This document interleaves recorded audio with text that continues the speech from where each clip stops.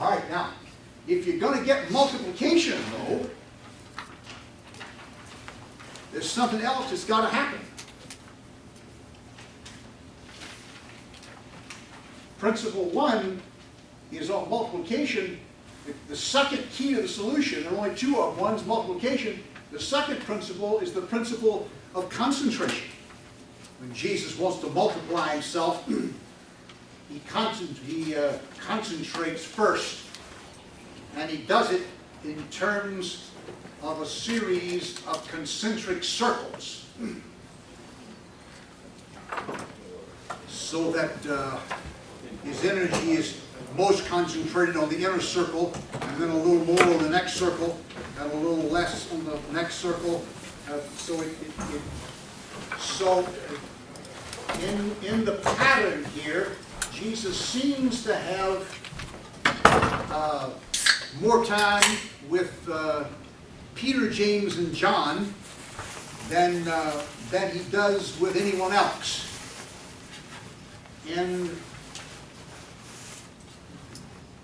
we're getting sort of indirectly, but John seems to indicate in his gospel that even of the three, John himself may have been closer to Jesus than the other two. We're not certain about that. But then the key group that we've been talking about by and large is the 12. Jesus giving significant time to these 12 guys, even if three of them get a little more concentrated kind of attention. And then the next group is the 70. We have seen Jesus calling together 70 people in Luke 10 and sending them out.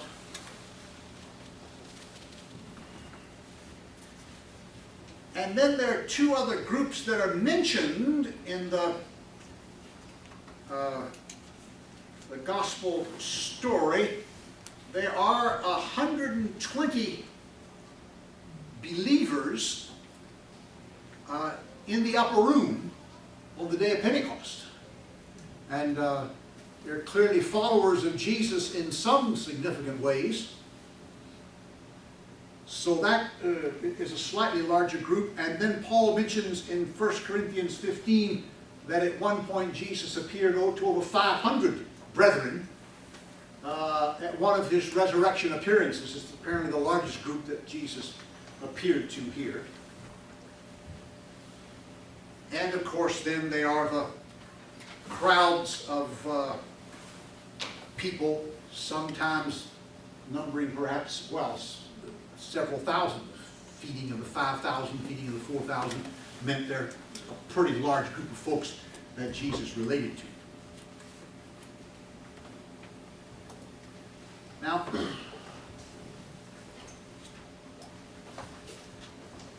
the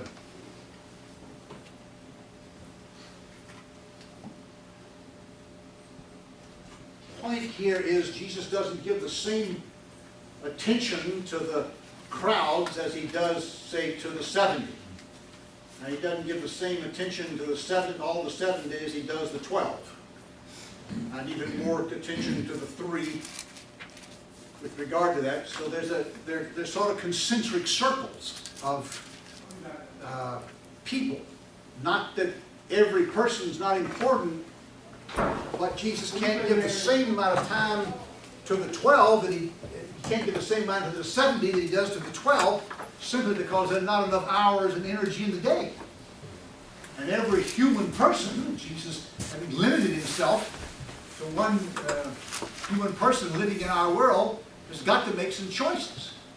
And that means some concentration of time and energy, and then doesn't mean he doesn't give any time or attention to those on the outside circles, but it isn't as concentrated.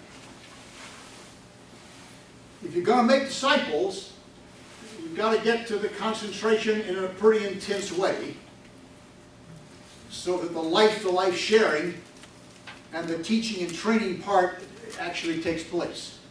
And you can't do some things with a wider group, but there's got to be some concentration if there's going to be multiplication.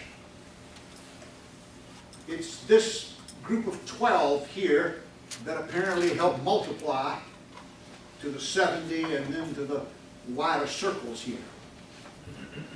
Which is a good lesson for us, that there are not endless numbers of groups that we can, of people that we can meet with. And the more we concentrate, the more we can multiply. That those two things go together. We want multiplication, but you don't get multiplication without some concentration. And I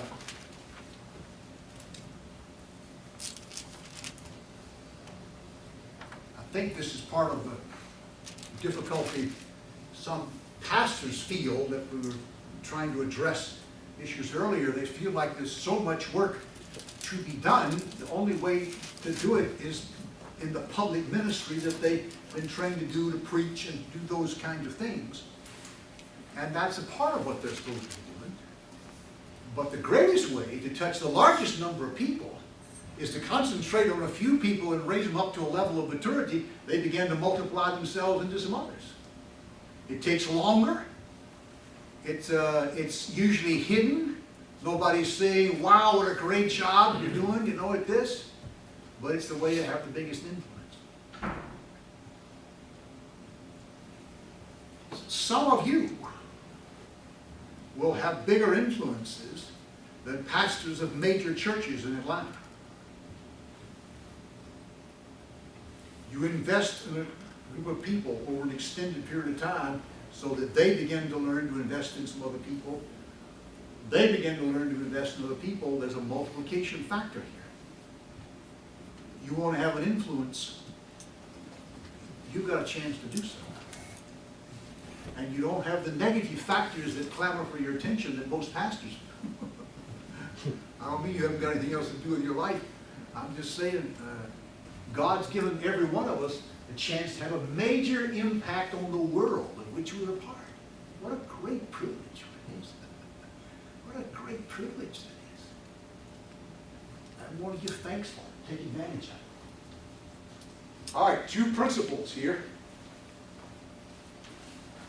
Principle of multiplication, principle of concentration.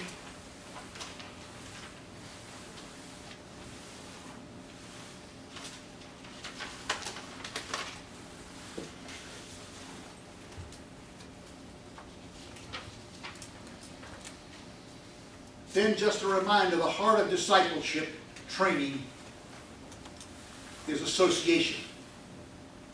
We're willing to associate our lives in life-to-life sharing with the people that we're training. You can have an influence on hundreds, if not thousands of people, but not directly. It's going to be indirect.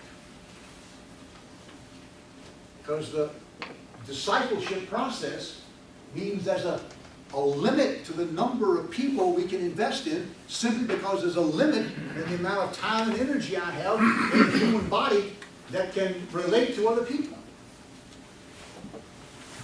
But if I see that not as a limitation that means I don't have much influence, but as a means of God saying, so you've got some limitations, concentrate your attention on a few and teach them how to multiply. That's the way you're going to have influence. Better than anybody here who can have incredible influence to touch the world for Jesus. And I told you some of my story as I started. Basically investing in a group of guys when I started teaching 30-something years ago. And then when we just about close to the end of the time of teaching at Asbury Seminary, we actually stopped counting in the Barnabas Foundation of where people had been involved with us in discipleship, and we had folks we remembered that we remembered and could keep account of in 42 different states and about 27 countries overseas. One seminary professor going to class, meeting with small groups of students. Never had a huge pulpit. written a little but no wide publication kind of stuff.